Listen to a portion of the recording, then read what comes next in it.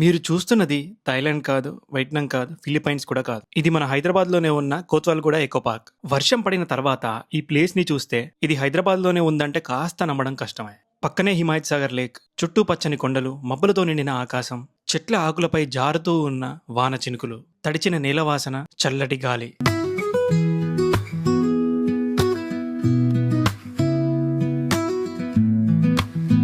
సాధారణంగా మనం హైదరాబాద్ అనగానే traffic, buildings, busy roads, rush అలాంటి విజువల్స్ గుర్తొస్తాయి. కానీ ఈ కాంక్రీట్ జంగల్కి కాస్త దూరం వస్తే ప్రకృతి ఇంత అందంగా ఉందని గుర్తొస్తుంది. అందులోనూ హైదరాబాద్కి దగ్గరలోనే ఉన్న కోత్వాల్‌గూడ ఎకో పార్క్ వర్షంలో చాలా బాగుంది. ఆకాశం మొత్తం మబ్బులతో నిండిపోయింది. వర్షం ఆగేలా కనిపించడం లేదు. ఈరోజు బయటికి వెళ్ళాలా అని డౌట్. మరోవైపు ఇలాంటి వెదర్లోనే అసలు ప్లేస్ ఎలా ఉంటుందో చూడాలి అనే క్యూరియాసిటీ. చివరికి వర్షాన్నే కంపానియన్ చేసుకొని కోత్వాల్‌గూడ వైపు బయలుదేరాం.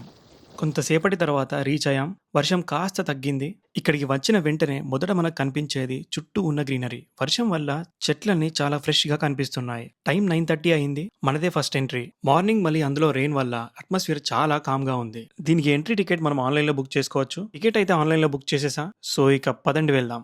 పార్క్ లోకి ఫస్ట్ మనం ఎంట్రీ ఇవ్వగానే కనిపించే వ్యూ ఇది. మధ్యలో ఉన్న ఆ రాయిని చెక్కి హ్యూమన్ ఇమేజ్ లా కట్ చేశారు. ఇన్నోవేటివ్ గా ఉంది కదా. వర్షంలో నడుస్తుంటే ప్రతి అడుగు దగ్గర ఒక కొత్త విజువల్ కనిపిస్తుంది. ముఖ్యంగా ఈ వాకింగ్ పాత్, ఇందులో నడుస్తూ ఉంటే అదొక డిఫరెంట్ ఎక్స్పీరియన్స్. చుట్టూ పచ్చని చెట్లు, మధ్యలో వర్షంలో తడుస్తూ ఈ వాకింగ్ పాత్ మీద నడుస్తూ వెళ్తుంటే ఆ ఫీల్ డిఫరెంట్.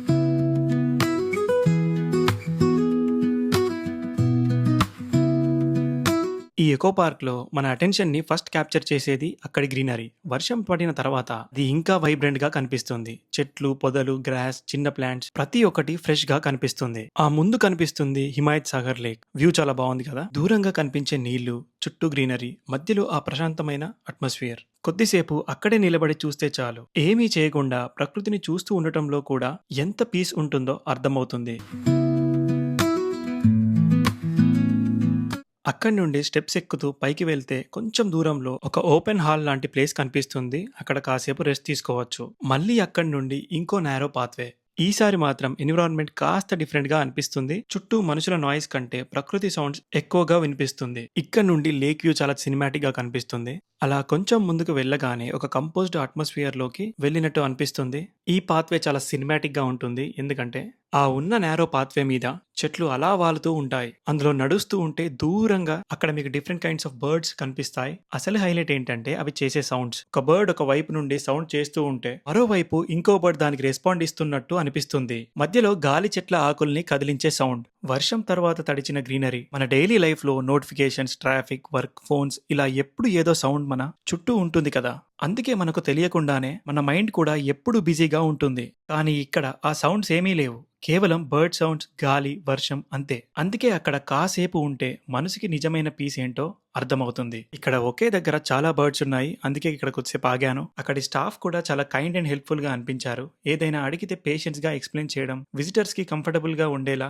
చూస్తున్నారు. ఆ బర్డ్స్ కి ఫీడ్ పెడుతుంటే తీసుకున్నాను. అవన్నీ వచ్చి ఒకేసారి నా చేతిలో వాలిపోయాయి. ఆ మూమెంట్ అస్సలు ఊహించలేదు. చాలా పీస్ఫుల్ గా, మెమరబుల్ గా అనిపించింది. కొద్దిసేపటికైతే నా చుట్టూ బర్డ్స్ రావడం మొదలైంది. ఫీడ్ కోసం కొన్ని నా చేతి దగ్గరికి వచ్చాయి. ఇంకొన్ని ఏకంగా నా చేతి మీదకి వాలిపోయాయి. వాటిని అలా దగ్గరగా చూస్తూ వాటి చిన్న చిన్న మూమెంట్స్, అవి చేసే సౌండ్స్ అబ్జర్వ్ చేస్తుంటే చాలా డిఫరెంట్ ఫీలింగ్ వచ్చింది. మనిషికి నేచర్ కి మధ్య ఇంత సింపుల్ గా ఒక కనెక్షన్ ఏర్పడుతుందో అనిపించింది. చుట్టూ ఎలాంటి పెద్ద నాయిస్ లేదు. బర్డ్ సౌండ్స్, గ్రీనరీ, తేలికపాటి వర్షం. నా చేతి మీద వాలిన ఆ చిన్న బర్డ్స్, ఆ క్షణం చాలా పీస్ఫుల్ గా అనిపించింది. కొన్ని మూమెంట్స్ మనం ఎంత క్యాప్చర్ చేయాలని ట్రై చేసినా వాటి ఫీల్ మాత్రం కెమెరాలో పూర్తిగా రాదు. నాకు ఆ బర్డ్స్ నా చేతి మీద వాలిన ఆ మూమెంట్ కూడా అలాంటిదే. ఈ పార్క్ లో పర్సనల్లీ మోస్ట్ మెమరబుల్ మూమెంట్స్ లో ఇది ఒకటి.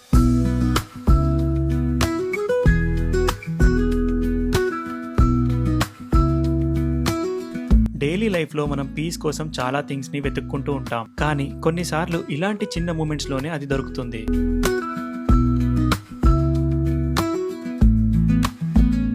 ఆ తర్వాత బయటికి వస్తే ఫ్రెండ్స్ లేదా ఫ్యామిలీతో కలిసి కాసేపు కూర్చొని టైం స్పెండ్ చేయడానికి కూడా మంచి ఓపెన్ స్పేసెస్, ల్యాండ్స్కేప్స్ కనిపిస్తాయి. ఎక్కడ చూసినా గ్రీనరీ ఉండడంతో ఫోటోస్ కి ఇది మంచి స్పాట్ అని చెప్పొచ్చు. గ్రీనరీ ఎంత ఫ్రెష్ గా కనిపిస్తుంది అంటే చెట్ల ఆకుల మీద నీటి చుక్కలు, తడిచిన పాత్వేస్, చుట్టూ పచ్చదనం, మధ్య మధ్యలో lake views and green gardens అన్నీ కలిపి కోత్వాల్‌గూడ ఎకో పార్క్ కి ఒక కంప్లీట్లీ డిఫరెంట్ వైబ్ ఇస్తాయి. ఇది కేవలం పార్క్ కి వచ్చి అలా తిరిగి వెళ్లే ప్లేస్ కాదు. కొద్దిసేపు సిటీ లైఫ్ నుంచి డిస్కనెక్ట్ అయ్యి నేచర్ నేచర్‌తో కనెక్ట్ అవ్వడానికి మంచి ప్లేస్ అనిపిచ్చింది.